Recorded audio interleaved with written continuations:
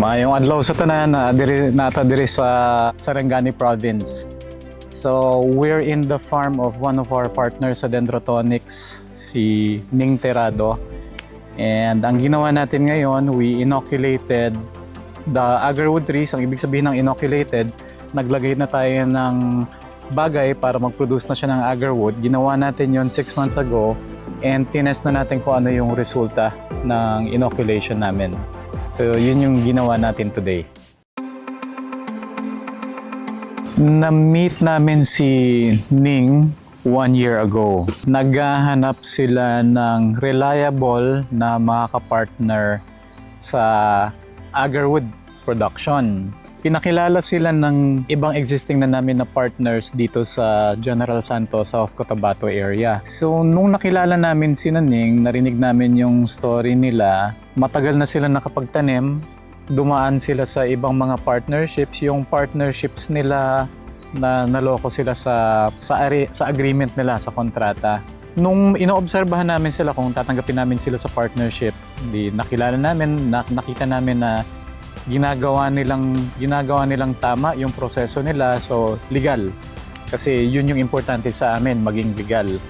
So naobserbahan namin yon, and then kinausap namin yung ibang tao tungkol sa pagkatao nila. So dinalidate muna namin, verify muna namin yung mga facts.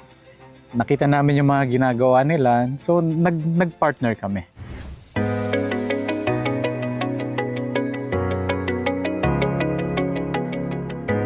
Ako si Heidi Terado, known as Ning.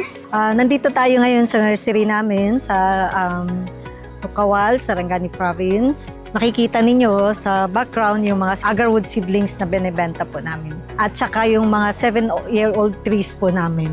Last year, that was at September 2024, habang nandun ako sa Kapitolyo, nagdi-display ng mga seedlings, tumawag sa akin si Balong Domingo, yung nursery manager namin dito. Tumawag siya na may mga bisita from Manila. Ang sabi nila, Ning, gusto kang makausap ng ni Doc M. Sabi ko naman, sino si Doc M? Kasi talagang may alam na akong, may idea na ako pagdating sa kay Doc M, kasi nga nagiging sikat na si Doc M sa YouTube, sa Facebook. Pero gusto ko pa rin na sino si Doc M. Ayun, sinabi ni Balong, babalik sila dito bukas, kakausapin kanila. The following day, nag-met kami ni Doc M, nag-usap kami, he introduced yung technology nila. So sabi ko, pag-isipan ko muna. It took me 2 days bago nakapag-decide na, sige, i-try namin ang dendro. Pipirma ako sa inyo, Doc, ang contract ng partnership. Ang plano namin noon dito sa Ning Trading is yung inoculant namin is from Malaysia. Yun ang nakikita ko. Pero but then nung nag-usap kami ni Doc M, naging interesado ako sa kanila. Sabi ko, yes, I will try yung technology ninyo. Sa ngayon, happy naman ako sa result. Na-inoculate na kasi namin tong puno 6 months ago. So iti-testing na namin kung ano na yung itsura nung inoculation natin sa kanya. This is 6 to 7 years old. Nasa 25 to 30 feet. Sa pinakatuktok lang, magsasample lang tayo. So we're just monitoring the progress. Hindi talaga ako nakatulog bago bumiyahe dito. Siguro mga alas 3 o alas 4 na ako nakatulog. Kasi ipapakita namin sa publiko kung ano resulta ng inoculation namin after 6 months. May mga trial inoculations na kami tapos harvest. Maganda naman base sa pictures.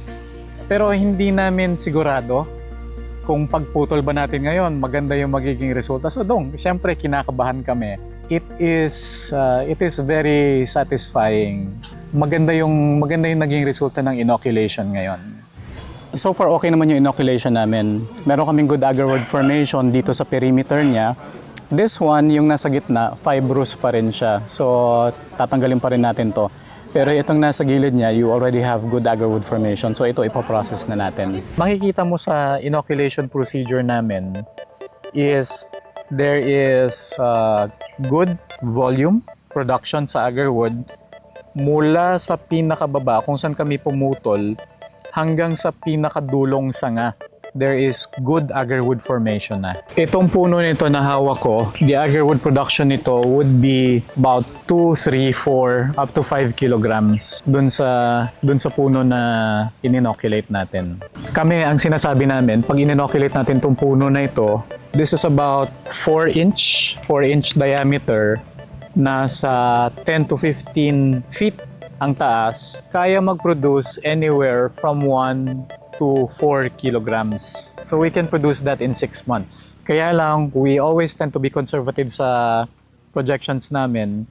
So ang sineset lang namin expectation sa mga partners namin, sa ibang mga taong interesado sa negosyo, sinasabi lang namin 1 kilo sa ganong kalaking puno. But we always strive to do better. Makikita naman sa resulta namin that we can do better than our conservative estimates. So makikita mo dito, there is good agarwood formation. Yun yung dark ring na nagfo-form dito. Itong puno na ito, 6 na buwan pa lang to. Now traditionally, sa ibang market, 2 taon bago mag-harvest pagkatapos mag-inoculation. Malalaman natin based on our testing that our inoculation system works faster. Mas mabilis siya. There is already sellable agarwood volume dito. Maganda-ganda na yung quality. Yung sinasabi ko lang na kami, we are still after improving our technologies. We want to see ano yung resulta niya after 1 year harvest, after 1 year and 6 months, or after 2 years. Ito yung sa loob niya. So there's good agarwood formation sa loob. And yung mapapansin mo sa kanya, hanggang dulo ng sanga, inaabot niya doon sa tuktok niya. So meron kang formation dito, dumidiretso siya sa buong haba ng puno hanggang dito sa pinakadulo niya. Ito ay iisang pirasong sanga lang ito. So makikita, matitrace mo yung agarwood formation galing sa pinakababa hanggang sa pinakadulo. Ito pa isa. So makikita mo yung agarwood formation niya. This is good quality agarwood formation na. Good quality agarwood formation sa buong haba niya. Base sa resulta ng aming inoculation, we are projecting the best time to harvest, the most optimal period to harvest would be 1 year to 1.5 years. That would be optimum for volume, quality. So again, translates to selling price. Ito yung first plantation trial harvest for the whole Philippines under Dendrotonics. 5,000 pesos, 5,000 pesos. Any bids? Compare doon sa natutunan ko sa Malaysia, it takes 2 to 3 years bago ka makakita ng result. Dito sa Dendrotonics, together with Doc M, ito 6 months pa lang, may result na. So, how much more pag mag-ano pa kami ng 1 to 2 years, siguro mas exciting. Hindi lang ganito, siguro mas malaki pa. Hindi na talaga scam ito. Ito na, the real thing. Ito na. Hawak ko na ang totoo. Hindi ito scam. Ito ang totoong agarwood. I'm happy doon sa resulta ng inoculation namin. I'm always after improving what we currently have. So kahit maganda yung resulta namin, ang tumatakbo pa rin sa isip ko, how can we make the process faster? How can we make the process cheaper?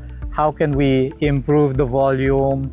How can we improve the quality? So yung mga bagay na yon. Maganda na yung resulta namin, pero yung hunger namin for improving our process, andun pa rin, malakas pa rin yan. If you're interested to get our help in building this business for you, you can reach out sa aming email. You can email at us info@dendrotonics.com. I also have my messenger, so Efraim Cercado sa Facebook. We have regular webinars every Thursday night, almost weekly. If you want to learn the business, you can attend our webinars. It's free. matututunan mo kung paano gagawin yung negosyo. We'll teach you how to do this legally, cheapest way possible, providing the whole value chain without lacking anything.